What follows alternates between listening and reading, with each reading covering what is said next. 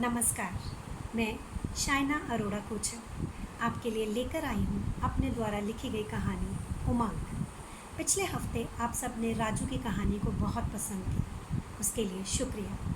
तो आइए बढ़ते हैं मेरी दूसरी कहानी की तरफ। रेलवे स्टेशन के बेंच पर एक बुजुर्ग न जाने कब से बैठा था। चेहरे पर झुर्रियाँ और आंखों में बहुत गहराई और उदासी। शायद अभी तक किसी की नज़र उस पर पड़ी नहीं थी, क्योंकि स्टेशन पर इतनी भीड़ होती है कि हम अपनों का साथ छूट जाने से डरते हैं, और इसलिए किसी अजनबी पर ध्यान कैसे जाए, और वो भी अगर दिल्ली का रेलवे स्टेशन हो। बुजुर्ग की उम्र लगभग 75-80 वर्ष होगी। वो बेंच पर अकेला ही बैठा था। उसके पास एक कागज़ में कुछ मीठे चावल पड़े थे, जिन पर 2-3 मक्खियाँ भिनभिना रही थी, पर शायद उसको मक्खियों से कोई फर्क नहीं पड़ रहा था। वो अपने कांपते हाथों से थोड़े से चावल उठाता और मुंह में डाल लेता।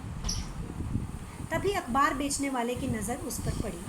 वो सोचने लगा कि बुजुर्ग काफ़ी देर से बेंच पर बैठा है, पर ना तो वो किसी गाड़ी में गया और ना ही उसके साथ कोई है। दिल्ली के स्टेशन पर कई लोग आते हैं, कई जाते हैं, पर किसी के पास इतना वक्त नहीं कि कोई किसी पर ध्यान दे। पर अखबार वाले को शायद बुजुर्ग पर दया आ रही थी। उसने सोचा वो अपने दोस्त से चाय लेकर बाबा को देता है, पर इससे पहले वो बुजुर्ग से बात करने के लिए आगे बढ़ा। बाबा, कहाँ जाना है? कोई और है तुम्हारे साथ?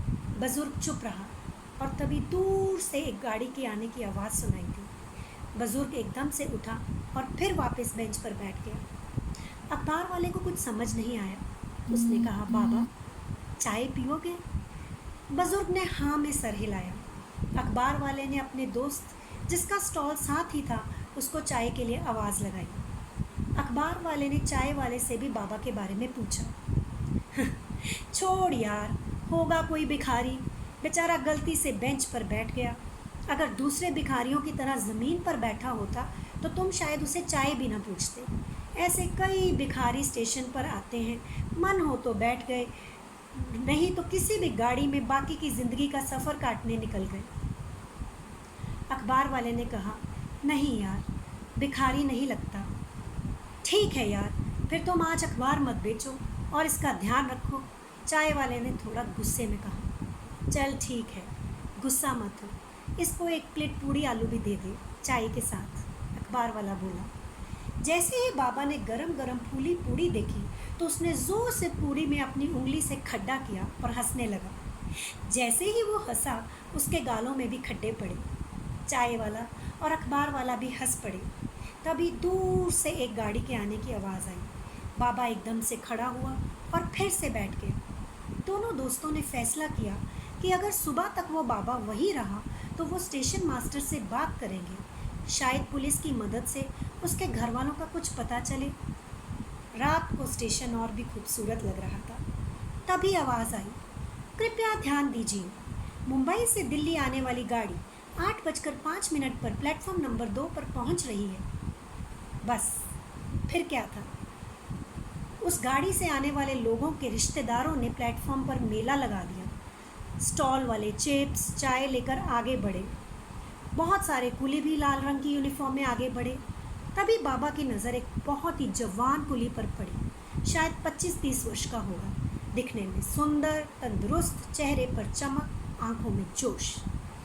बाबा ने जल्दी से अपनी कमीज़ की जेब से एक तस्वीर निकाली जो बहुत पुरानी थी, एक कुली की, जिसके चेहरे पर बिल्कुल उस लड़के जैसे जोश था। तस्वीर में कुली ने बहुत सारा सामान अपने सर पर रखा हुआ था। सामान के भार के बावजूद वो बिल्कुल सीधा खड़ा था और मुस्कुरा रहा था। बेटा, सुनो, तुम इसको जानते हो? जब से वो स्टेशन पर बैठा था, पहली बार बाबा कुछ बोला।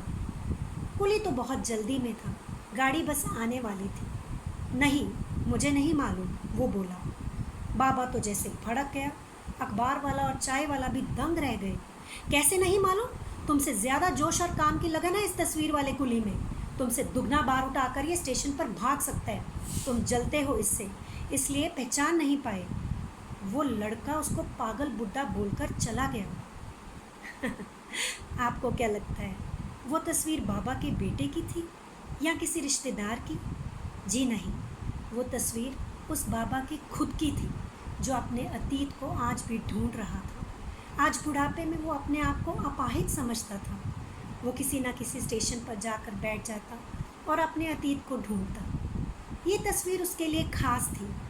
उसकी जवानी में एक अंग्रेज़ ने दिल्ली के स्टेशन पर ही उसकी ये तस्वीर ली थी और उसी वक्त कैमरे से निकाल कर उसको दे दी थी। बाबा आज महसूस करता था कि शायद अब वो किसी की काम का नहीं। उसका शरीर अब इतना तंदुरुस्त नहीं कि वो कुछ कर सके। जब लड़का उसको पागल बुढ़ा कहकर निकल गया, तभी स्टेशन पर गाड़ी आई। बाबा बेंच पर जाकर बैठ गया। तभी उसने देखा कि एक औरत, जिसकी गोद में छोटा सा बच्चा है और बैग भी है, गाड़ी से बाहर आने की कोशिश कर रही है, पर लोगों को अपनी ही जल्दी है। तभी बाबा पूरे जोश के साथ उठा और भाग कर गाड़ी के दरवाजे तक गया।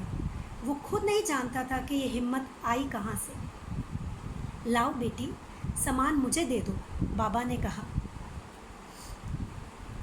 वो किसी न किसी लड़की ने उसे सामान दे दिया और वो गाड़ी से उतर गई। तभी उसका पति सामने से आया। उस औरत ने बताया कैसे बाबा ने उसकी मदद की।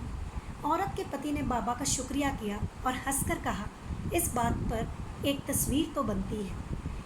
तभी औरत के पति ने अपनी जेब से मोबाइल निकाला और आज के स्टाइल में सेल्फ़ी ली, और वो सेल्फ़ी हमेशा की तरह हमेशा के लिए बाबा के दिल पर एक छाप छोड़ गई और जीने की नई उमंग भर गई। जी हाँ दोस्तों, हमारे बुज़ुर्ग बहुत बार इस कहानी के बाबा की तरह महसूस करते हैं, पर उनके लिए ये समझना बहुत ज़रूरी है कि हर चीज़ का वक्त होता है, और अगर बुढ़ापे में उनके हाथ सिर्फ आशीर्वाद देने के लिए उठ जाएं, तो इतना भी काफ़ी है। धन्यवाद।